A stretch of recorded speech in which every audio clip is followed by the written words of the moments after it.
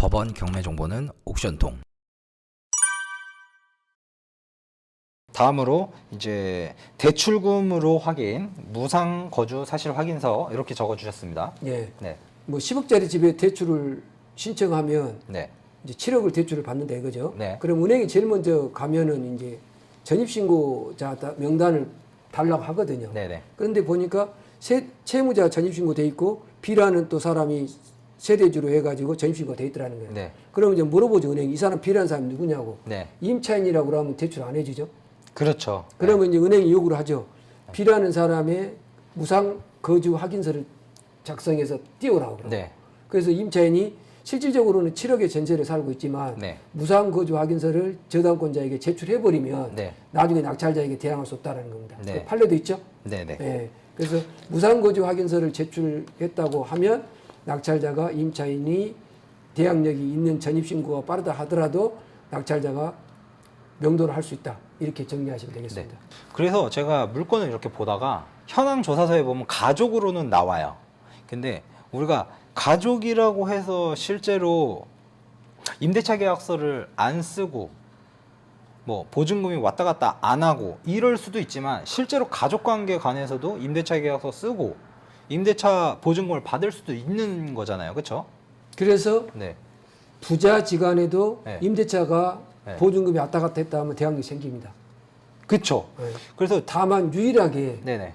부부지간은 네. 법률적인 부부, 네. 부부 이제 예를 들어서 가족관계 등록부에 부부로 돼 있는 사람의 임대차는 인정 안 하고 있거든요. 네. 그리고 나머지는 진짜 보증금을 지급하고 했다 한다면 임대차가 성립할 가능성이 큽니다. 그렇죠. 네.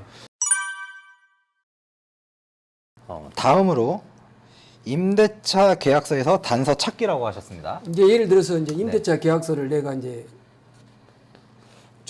내가 가지고 있다 이거예요. 네네. 그러면 이제 딱 보니까 개업 공인중개사 사무소에서 작성되지 않는 직거래 임대차 계약이에요. 네네. 그럼 약간 의심해 볼 여지가 그쵸. 있죠. 네. 그 다음에 이제 임대인하고 임차인하고 서명 날인을 하잖아요. 네. 그런데 필체가 똑같아.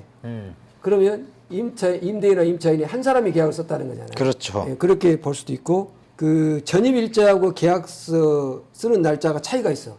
네. 전입일자는 2019년인데 계약서는 2023년에 썼다 이거예요. 네. 그럼 그것도 문제가 좀 있을 수 있잖아요. 그렇죠. 이렇게 날짜에가 좀 차이가 있는 경우. 네. 그 다음에 확정일자 받는 날짜가 좀 전입일자하고도 날짜가 좀 갭이 있는 경우. 네네. 그러니까 정상적으로는 중개업소에서 계약을 대부분 하는 거죠. 네. 통상적인 사람들은. 네. 그 다음에 계약을 전입신고하면 확정일자 받죠. 네. 전입하는 날 계약서를 전입하기 이전에 계약서를 쓰죠. 네. 이런 게 날짜가 좀 자연스럽게. 전입일자하고 좀 이렇게 좀 갭이 좀 생기는 경우에는 약간 의심을 해볼 수 있는 네. 단초가 될 수 있겠죠. 다음으로 보증금에서 단서 찾기라고 하셨습니다. 네. 네네. 그래서 이제 소송이 붙었다 합시다. 네. 그런데 이제 주택임대차 보호법에 대항력을 갖고 있는 임차인이라고 하더라도 네. 보증금이 없으면 낙찰자가 인수하지 않아요. 그쵸. 그죠? 네. 그러니까 전입일자가 빠른 임차인이라 하더라도 보증금이 지급되지 않았다 한다면 대항력이 소멸돼 버리거든요. 그렇죠. 그렇죠. 그게 주택임대차보호법 제3조 5호에 나와요. 네. 임차권의 소멸 그렇게 해서 나오는데 네네. 그 법적인 것은 이제 변론을 하고 네. 그러면 내 입장에서는 소송이 갔다 이거예요. 네. 그래서 이제 소송이 갔는데 내가 이제 이 임차인은 보증금을 지급한 적이 없는 임차인이니까 네. 이 임차인은 대항력이 없습니다라고 주장하면 네. 판사님이나 상대방이 그럴 거 아닙니까? 뭘 근거로 보증금이 지급되지 않느냐고 입증 책임을 져보라고 할 거 아닙니까? 그렇죠. 그렇죠. 그래서 이제 역시 마찬가지로 이제 소송에 이제 몇 가지 원리가 있어요. 원칙이. 네. 뭐 변론 처분권주의, 변론주의, 기판력, 자유심증주의 이렇게 몇 가지가 있는데 네네. 뭐 직접주의 이런 게 몇 가지가 있는데 그 중에서 제일 중요한 게 뭐냐면 소송에서는 변론주의가 중요해요. 네. 변론주의라는 게 뭐냐면 소송을 진행하면서 네. 뭔가를 주장한 사람은 사실을 주장도 해야 되고 그 주장에 대한 입증 책임도 져야 한다는 거예요. 그래서 임차인이 보증금을 지급한 적이 없습니다라고 하면 안 된다는 거예요. 네. 보증금을 지급한 적이 없는데 그 증거가 이러이러합니다까지 주장을 해줘야 한다는 거예요. 네. 그 증거를 대지 못하는 사실의 주장은 의미가 없다라는 거예요. 네. 그러면 주장한 자가 패소를 하게 돼 있거든요. 네. 그래서 이제 그래서 입증 책임의 전환이라고 그러는데, 근데 그 여기 보면 판례를 하나를 보면 네네. 임차인이 보증금 반환 청구소송을 했잖아요. 네. 그럼 원고가 임차인이잖아요. 네. 그러면 임차인이 피고는 그러면 예를 들어서 나는 너에게 보증금을 받은 적이 없다라고 네. 할 거 아닙니까? 네. 항변하겠죠. 네. 이제 부인하겠죠. 네. 그러면은 임차인이 보증금을 지급했다는 것을 임차인 스스로가 주장해야 한다는 거예요. 네. 그게 입증 책임이거든요. 그러니까 주장하는 자가 보증금을 줬다는 것을 입증 책임지라는 거예요. 네. 그럼 예를 들어서 명도 소송에서 자 봅니다. 내가 명도에서 이겼다, 내가 졌다 이거예요. 낙찰자가. 네. 그러면 임차인이 보증금을 달라고 하는 소송을 걸겠죠. 네. 그러면 낙찰자 입장에서는 명도 소송에서 졌다 하면 예를 들어서 보증금을 지급했는지 안 했는지를 낙찰자는 입증할 방법이 없잖아요. 그렇죠. 그럼 결과적으로 임차인이 보증금을 지급했다는 것을 주장해야 될 거 아닙니까? 네. 그러니까 이걸 이제 받아들여줄지 안 받아들여줄지는 별건을 하고 네. 이제 논리를 핀다 한다면 보증금 반환 채권에서 청구 소송에서는 보증금을 지급했다는 입증 책임을 임차인이 지라는 거예요. 네. 예, 이렇게 해서 우리도 보증금을 지급했다라는 것을 임차인이 입증하도록 해주십시오라고 이렇게 논리를 펴보라는 거죠. 그래서 임차인이 보증금을 지급했다는 것을 입증 못하면 네네. 보십시오. 임차인은 자기가 지급했던 보증금을 지급했다는 것을 입증을 못하고 있지 않습니까? 그걸로 봐서 임차인은 보증금을 지급하지 않았으니까 주택임대법상 전입신고가 먼저 말소기준보다 빠른 임차인으로 대항력이 있는 것처럼 보이지만 주택임대법법 3조와 주택임대법 3조의 5에서는 보증금이 전액 반환되면 네. 임차권을 소멸한다고 했으니까 보증금이 없는 임차인이니까 반환할 것도 없으니까 임차권을 소멸한다고 보고 낙찰자에게 대항할 수 없다라고 내가 주장을 합니다라고 주장을 해야 한다는 거예요. 아. 그 다음에 두 번째는 보증금 지불 능력이에요. 예를 들어서 지금 살고 있는 세입자가 보증금이 3억이라고 주장하는 거거든요. 네네. 그러면 이제 그 전 주소를 떼보니까 전 주소에 가서 확인해 보니까 보증금 500에 30에 살았더라는 거예요. 네. 그럼 500짜리가 3억을 능력을 지불할 능력이 생기려면 로또가 돼야 되겠죠? 그렇죠. 그렇죠. 그걸 입증해 보라는 거예요. 그렇죠. 예, 그런 걸 가지고 추론해 볼 수도 있다라는 네. 거예요. 세 번째로 보증금 지급 수단이라는 거예요. 네. 그래서 이제 내가 이제 물어봤죠. 보증금을 어떻게 지급했냐고 물어보니까 그냥 돈을 줬다라는 거예요. 그러면 어떻게 줬냐고 했더니 현금으로 줬다라는 거예요. 그러면 안 믿습니다. 그렇죠. 뭐 수표로 줬다 간다면 수표 번호가 있겠죠? 그렇죠. 발급받은 번호가. 네. 그 다음에 통장으로 썼다면 입금 내역이 있겠죠. 그렇죠. 그러니까 보증금 3억을 지급하는 수단으로 또 보증금 3억이 어디서 생겼는지 네. 보증금 500짜리에 보증금 3억을 지불했다 간다면 네. 그 안에 돈 어디서 만들었는지 그렇죠. 그 다음에 지급했다 간다면 수표로 줬는지 현금으로 줬는지 그 다음에 계좌로 줬는지 네. 이런 것들을 갖고 따지는 거죠. 그렇죠. 근거가 남아야 될 거 아닙니까? 그렇죠. 그렇죠. 그래서 보증금 지급 수단 이런 걸 갖고도 단서를 찾을 수가 있다 이렇게 네. 얘기합니다. 법원 경매 정보는 옥션통. 성명권, 구문권 이렇게 말씀을 해주셨는데 보증금 지급 수단을 사실 이제 낙찰자가 찾기란 사실 거의 불가능에 가깝다고 생각을 해요. 그래서 이 성명권하고 구문권에 대해서 간단하게 말씀을 드리자면 임차인은 보증금을 지급했다고 했는데 우리는 어떤 방법으로 지급했는지 모르잖아요. 그리고 그 부분에 대해서 저희한테 밝히지도 않아요.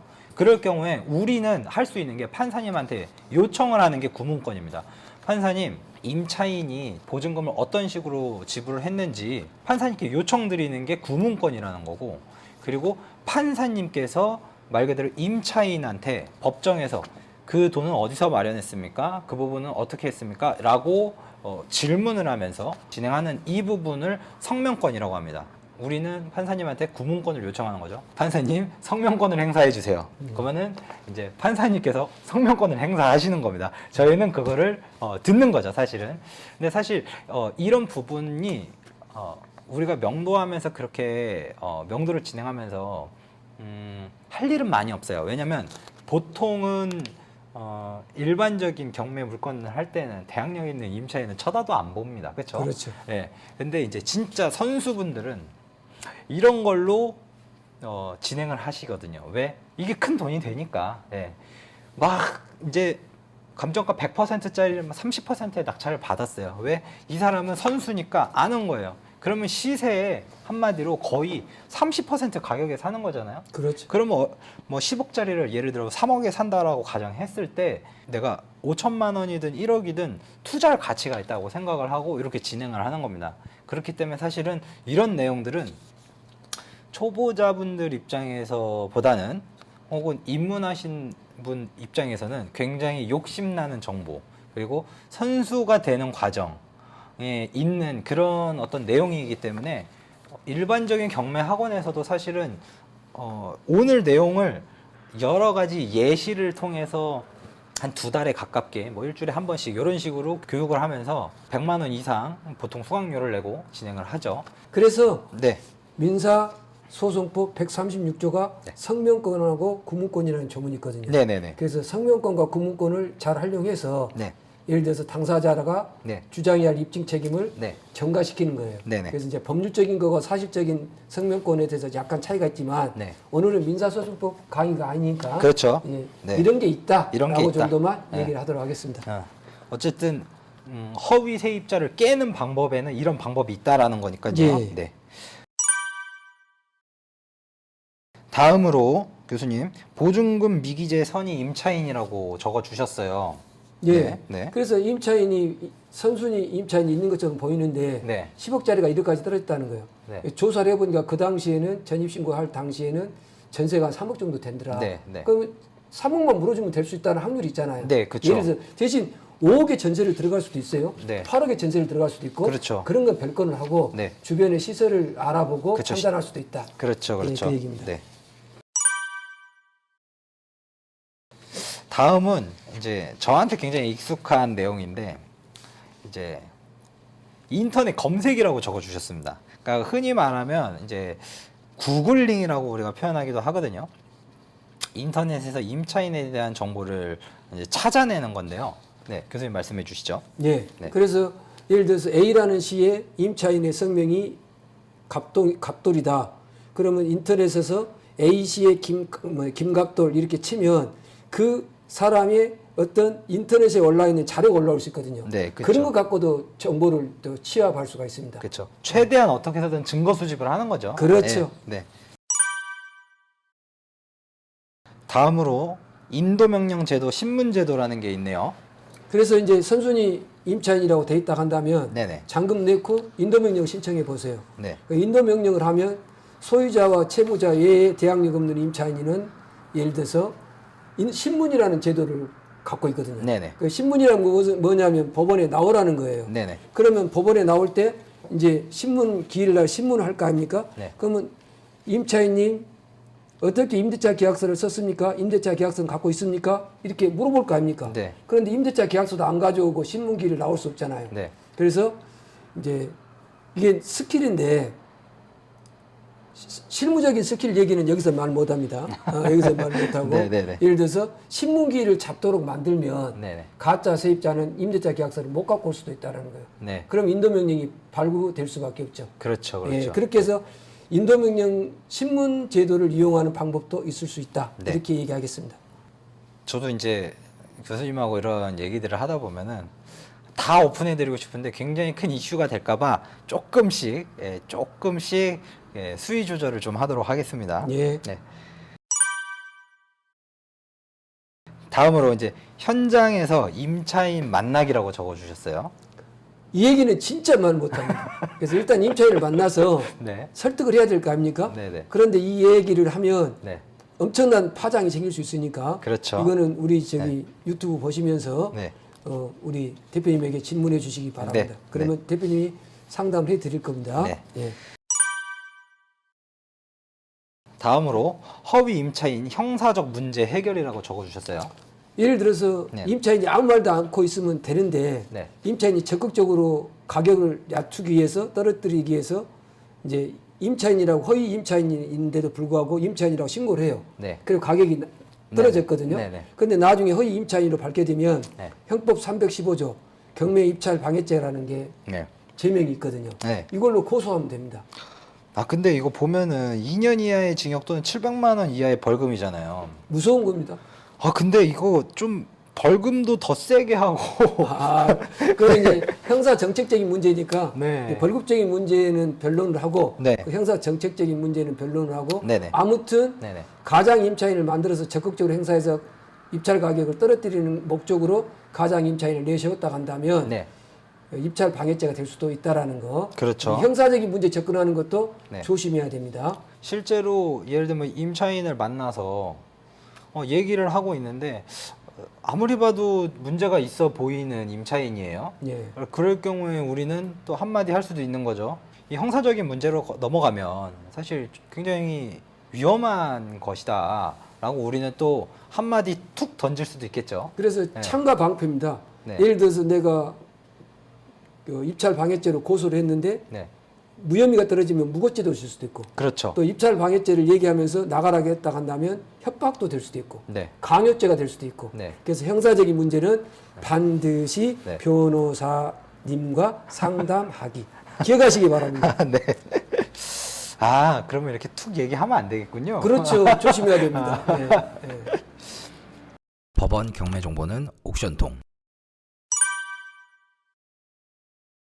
다음 민사 소송의 기술이라고 이제 기재해 주셨는데 저는 이거 보고 정말 그러니까 사실 이제 우리가 앞에서 전체적으로 말씀을 드린 부분에 대해서 이제 중복되는 부분도 있는데 이거를 우리 교수님께서 이제 두문자 법칙이라고 하나요? 네. 네. 두문자 법칙을 통해서 이제 정리를 한번 해 주신 거예요. 첫 번째 네. 민사소송 허위 이장 가장 임차인을 깨는 방법에서 네. 이제 소송으로 갔을 때 네. 제일 중요한 민사소송의 원리, 원칙, 네. 변론주의. 네. 예, 사실을 주장해야 되고 네. 자기가 주장하는 것에 대해서 입증 책임을 져야 한다는 거. 그렇죠. 그게 변론주의거든요. 네. 자기가 얘기한 얘기를 입증을 못하면 네. 법원이 받아들여주지 않는다라는 거. 네. 그런데 내가 입증할 방법이 없다라는 거예요. 네. 그럼 내가 말한 얘기를 어떤 증거를 만드는 기술이 필요할 거 아닙니까? 그렇죠. 그게 민사소송이 있다라는 거예요. 네. 그게 그 두 문자로 이제 다 같이 따라서 한번 해보세요. 사문석 증강검 시작. 사문석 증강검 증강검. 증감검. 증감검. 예, 그게 사가 뭐냐면 사실 조사의 촉탁. 예, 그다음에 문서 제출 명령, 네. 성명권, 네. 그다음에 증인 신청, 네. 그다음에 감정 신청, 네. 그다음에 검증 신청이 있거든요. 그래서 사문석 증강검을 가지고 네.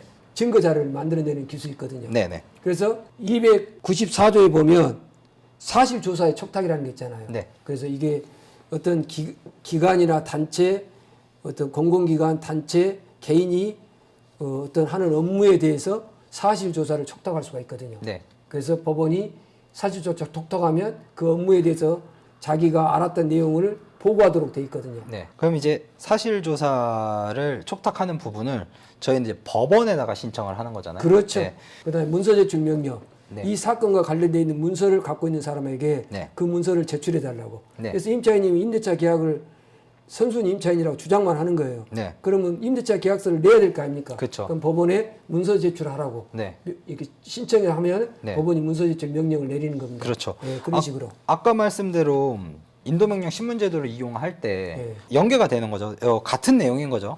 이제 인도명령 제도를 이용해서 인도명령해서 신문을 해달라 요청을 해서 임대차 계약서를 가지고 와라. 예. 법원에서 했는데 임대차 계약서를 가지고 오지 않는다. 그러면은 명도 소송을 진행한 낙찰자가 승소할 확률이 굉장히 크겠죠. 그렇다고 네. 봐야 되겠죠. 예.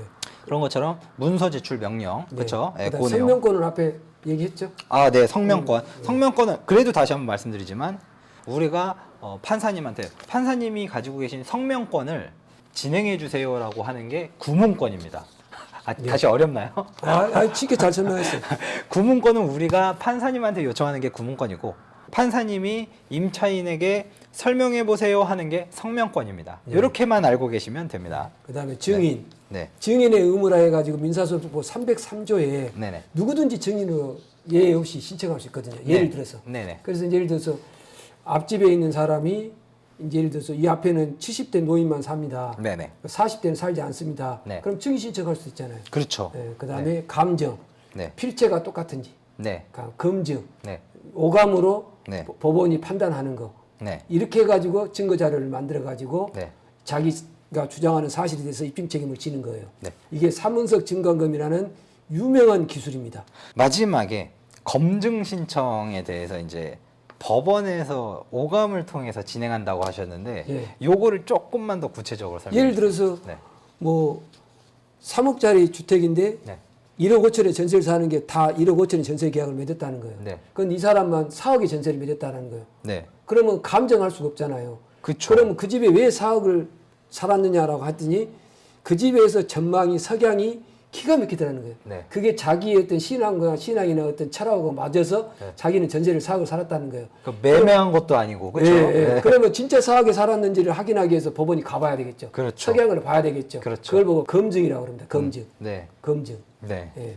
제가 이제 TV를 정말 잘 안 보는데 그 이상한 변호사 우영우라는 드라마를 본 적이 있어요. 네. 거기서 실제 판사님이 직접 현장에 나가보는 경우가 있더라고요. 예.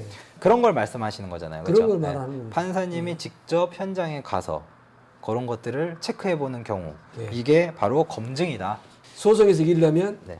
자기가 말한 것을 주장해야 되는데 네. 주장할 수 있는 입증 책임의 자료를 만드는 기법 네. 사문석 증강검 사문석 증감검. 검. 네. 좀 마지막에 조금 이 발음이 감검하기가 좀 어렵긴 한데 네, 머릿속에 쏙 들어옵니다. 예. 그래서 오늘은 이제 정길봉 교수님 모시고 또 이제 경매인들이 혹은 경매 관심을 가지는 분들, 경매꾼들, 경매 초보자들, 경매 입문자들 모든 사람을 통틀어서 사실 대항력 있는 임차인을 보면서 저거는 누가 낙찰 받지? 저건 왜 이렇게 많이 떨어질 때까지 사람들이 낙찰을 안 받지? 이런 물건들 되게 많잖아요. 그런 물건들을 보면서 많은 생각들이 드셨을 거예요. 그래서 오늘은 이제 교수님을 모시고 대항력 있는 임차인 물건에 대해서 가짜인지 진짜인지 구별하는 방법, 그리고 가짜인 것 같은 의심이 들었을 때 이 가짜를 증명할 수 있는 방법에 대해서 오늘 교수님과 이렇게 시간을 가져봤는데요. 오늘 영상은 정말 다운을 받아 보시거나 저장을 해 놓으셔서 잊지 않게 계속 돌려보시면서 공부를 하시면은 정말 큰 도움이 되실 거라고 생각을 합니다. 실제로 경매 학원에서도 이런 걸 가지고 이제 교육을 할 때 최소 100만 원 이상은 지출하셔야지만 알 수 있는 내용이니까 오늘 이 내용 반드시 반복해서 들어보시고 공부하셔서 자기 걸로 만들어 가셨으면 좋겠습니다. 네. 네. 오늘 정리를 하면 네. 허위 선순위 가장 세입자를 찾는 방법, 물건 고르는 방법, 네네. 학배무, 네. 확배무. 학배무, 확정일자, 배당 요구 안한 없는 사람, 네, 그다음에 안 한 사람. 민사소송에서 제일 중요한 것 변론주의, 네. 변론. 사실주장, 입증 책임. 네. 입증 책임하는 자료 만드는 거 사문석 증강검. 네. 이렇게 정리하시면 네. 가장 좋은 정리가 될 걸로 생각이 됩니다. 마지막에 정말 한 방에 정리를 한번 해주셨는데요. 이 사문석 증감검, 좀 발음이 좀 됐죠? 예, 네. 다른 점. 사문석 증감검만 정말 확실하게 알아도 오늘의 하이라이트죠, 이게. 이것만 확실하게 알아도 정말로 이제 경매 고수가 되는데 한 발 더 다가간다.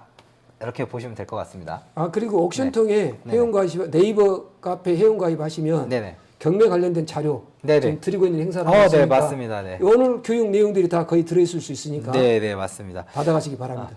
이제 정길봉 교수님께서 책을 10권 이상 쓰셨어요. 그러니까 기본 이제 메인 시리즈하고 이제 그 기타 다 나머지 해서 15권 이상 쓰셨죠. 예. 이런 이제 경매 관련된 경매, 공매, MPL, 법률까지 이런 책들을 다 쓰셨는데 저희 이제 옥션통 네이버 카페 회원 가입을 하시면 그 내용들 중에서 알짜배기들만 좀 추려서 파일로 50개입니다. 파일로 50개. 파일로 50개짜리로 세팅이 다 되어 있습니다. 그래서 옥션통에 회원 가입하시고 교재 신청만 해주시면 저희가 매일매일 체크를 해서 이틀 안에 해당 교재를 이메일로 보내드립니다. 그래서 경매 공부하시는 분들은 처음 보면 일단 단어도 어렵고 익숙하지 않다 보니까 어디 가서 뭐 비용을 내거나 이렇게 공부하지 마시고 교수님 교재로 일단 편하게 읽어보시는 거예요. 이런 게 있구나. 선행 공부도 좀 하시고, 그리고 실제로 교수님께서 쓰신 책이 15권이 넘는데 그 중에서도 이제 법률 내용이라든지 이런 알짜배기들만 들어있으니까 정말 이것도 이제 돈으로 환산할 수 없는, 네, 저는 그렇게 생각합니다. 돈으로 환산할 수 없는 그런 자료니까요. 그것도 잊지 말고 꼭 받아가시길 바랍니다. 옥션통 네이버 카페로 들어오시면 됩니다. 오늘 고생하셨습니다.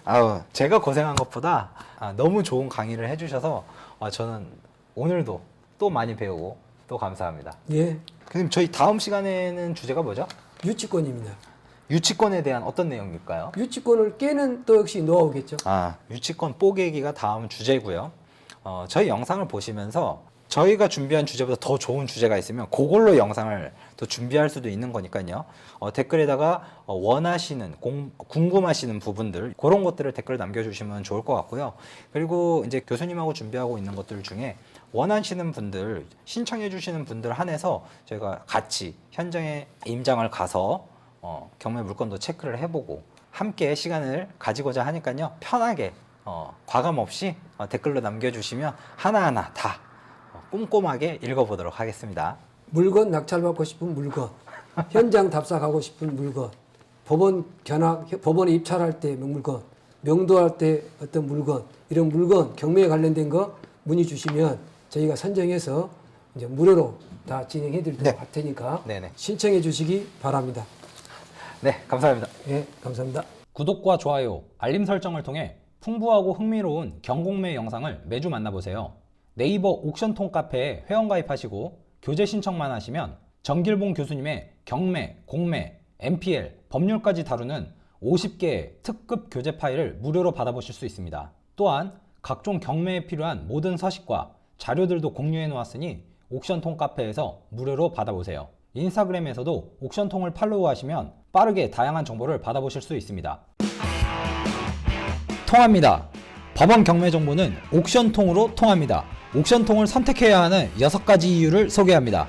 첫 번째, 부동산 유튜버 1위 유튜버가 사용하고 추천합니다.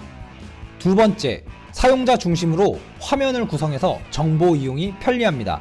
세 번째, 경매에 필요한 모든 유료 정보를 가장 빠르게 제공합니다. 네 번째, 24시간 고객센터를 운영하여 소통의 답답함을 없앴습니다. 다섯 번째, 전문 권리분석사가 어려운 권리분석을 도와드립니다. 여섯 번째, 가장 파격적인 가격 월 29,500원으로 모든 정보와 서비스를 제공합니다. 타사와 비교해보세요. 법원 경매 정보는 옥션통.